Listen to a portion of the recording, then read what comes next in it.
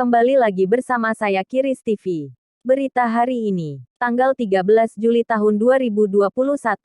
Jokowi didesak realisasikan pembentukan pengadilan HAM di tanah Papua.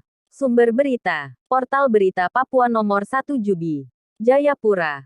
Advokat dan pembela hak asasi manusia di tanah Papua, Yan Christian Warinusi meminta pemerintahan Presiden Joko Widodo untuk segera membangun pengadilan hak asasi manusia di tanah Papua.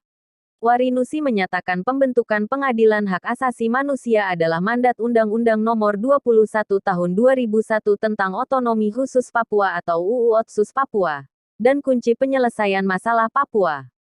Itu perintah pasal 45 ayat 1 dan ayat 2 dari UU Otsus Papua memerintahkan bahwa untuk melaksanakan penegakan, pemajuan, perlindungan dan layanan hak asasi manusia atau HAM di tanah Papua, maka pemerintah membentuk perwakilan Komisi Nasional HAM, Komisi Kebenaran dan Rekonsiliasi atau KKR, dan Pengadilan HAM di tanah Papua, kata Warinusi kepada Jubi, Selasa, tanggal 13 Juli tahun 2021.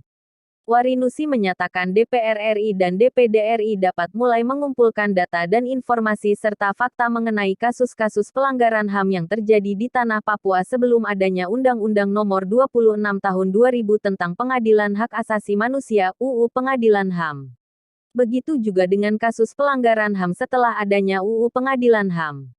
Data dan informasi itu dapat digunakan sebagai latar belakang politik yang menjadi alasan pentingnya menghadirkan lembaga pengadilan HAM di tanah Papua dalam waktu dekat ini, katanya.